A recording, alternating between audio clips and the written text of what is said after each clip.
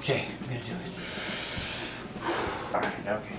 Have you ever been in the wrong place at the wrong time with the wrong people doing the wrong thing? Have you ever felt like, wow, I have like the worst luck in the entire world? Have you ever just felt so uncomfortable in a situation that you really don't want to be a part of it? Yeah, you know, like sometimes how you're at the store and you see somebody that you know and you have a really long conversation with them and then you're like, oh, okay, see you later, and then you walk around the store and then you see them again and you're just like, thanks, other me.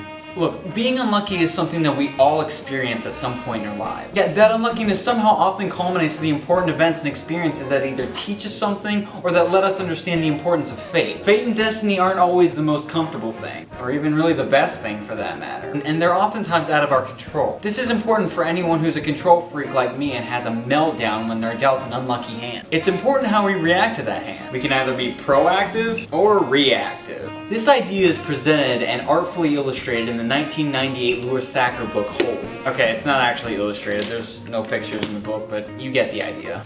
Pack your bags, kids! We're headed to camp.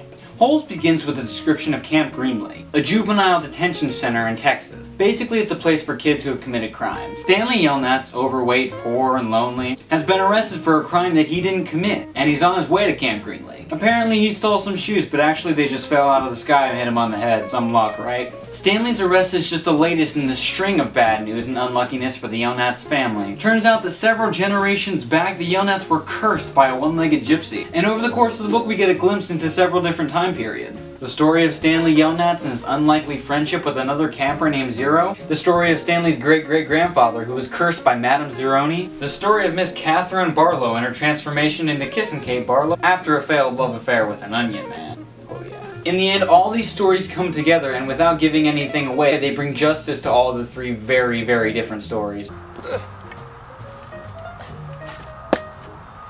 oh yeah, and your punishment at Camp Green Lake is digging holes. Like, that's it. Digging holes. Seriously? Like, you couldn't come up with any worse punishment other than just digging holes? Like drinking spoiled milk or sitting through a Nickelback concert? That's right, other me. Their punishment was digging holes, but we'll get to why that's important soon. Or having to feed your sister's pet iguana that you're pretty sure is dead? Or sleeping on a bed of nails? Or having that weird grocery store scenario play out? Moving on. There's a lot of important characters in Holes, but for our purposes we're going to focus on the main two characters, Stanley and Zero. Stanley is a very unlikely hero of the book. He's chubby, introverted, and picked on by other people at school. His family is cursed by his so-called no-good, dirty, rotten, pig-stealing great-great-grandpa, who has made his entire family miserable because of his poor life decision to not carry this Madame Zeroni lady up a mountain and sing to her. But as he learns to cope with his bad luck at camp, he slowly starts to be able to turn his bad luck around by realizing that really the luck isn't bad, it's just how he's perceiving it. He's seeing the positive sides of things instead of being so negative all the time. His bad luck doesn't necessarily go away, he just starts being less of a wuss about it. He grows in self-confidence to disregard what all the other guys are saying, and he ends up befriending an outcast named Zero. Now, Zero's just a little bit more complicated. He's small, he doesn't talk that much, and he always, and I mean always, has a scowl on his face. He's quiet, reclusive, and really doesn't want to have anything to do with anybody around him. But as Stanley begins to find his sea legs, or lake legs, he befriends Zero, and Zero starts to open up about his previous life where he was poor and homeless and his mom abandoned him when he was super young. Zero on the inside is really a super nice guy, and he's been treated so badly because of his lack of education that he decides to just bottle it all up and stay reclusive as an almost imaginary character, hence the name Zero. The two bond over their misfortunes in life and find ways to combat their bad luck by finding ways to help each other. Zero digs Stanley's hole, Stanley teaches Zero how to read. It's a pretty sweet deal. But really, they both find ways to offset their bad luck and have a better attitude towards things. Because really their fate is only as bad as they perceive it to be. Oh yeah, and some interesting trivia about the book. If you look at the name Stanley and flip it backwards, it actually spells out Stanley's last name, Yelnats. If you've been paying attention in your language arts classes, that's called a palindrome! While there's really not a whole lot of significance for this in the book, it does make an interesting comment on things that just happen for no reason. Just like when Stanley gets hit in the head with those shoes for no reason. Didn't some horror movie use a really bad palindrome one time? Mailbog! It's Goblin spelled backwards! That was painful. There are many themes in the book, but as we've talked about, the most common theme of the book is fate and its juxtaposition with free will. As the reader, we wonder if all these things that happened to Stanley can really be avoided, or if the curse from his great-great-grandfather is real and he's just destined to naturally have bad luck all the time. Over the course of the book, with Stanley finding himself as a person and reaching out to other campers like Zero, he finds that fate and bad luck have a lot more to do with your perception as opposed to actually having bad luck. When he takes control of his point of view, he takes control of his destiny, and realizes that even if that curse exists, it's how he will respond to it that reflects his destiny. The symbols in the book aren't exactly subliminal, but they're nonetheless the driving forces in the plot. The onions in the book are meant to represent this unlikely hero, mirrored by Stanley himself. They grow in the dirt, which is kind of gross, but they prove to be the only thing that keeps Stanley and Zero alive when they're like dying in the desert.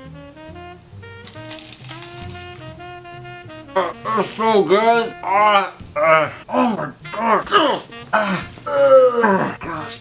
Yellow-spotted lizards are a symbol of how deadly Camp Green Lake can be to the body and mind. Just like how you can die if you get bit by one, your mind will be lost in the monotony of digging holes if you don't take control of your life like Stanley does. And the holes themselves too, which, well, the holes represent the emptiness that many of the characters in the book feel. Stanley, whose grandpa never fulfilled his promise to Madame Zeroni. Zero, with his mom who left him when he was super young. They have a bunch of emptiness in their lives and they have to try and find ways to fill them without getting bit by a lizard or getting sent to the warden's house.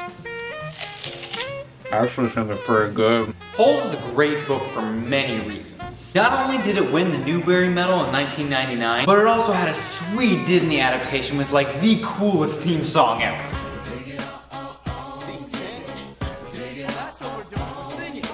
Or at least I thought it was cool when I was 8 years old. And who could miss that unforgettable Shia LaBeouf performance?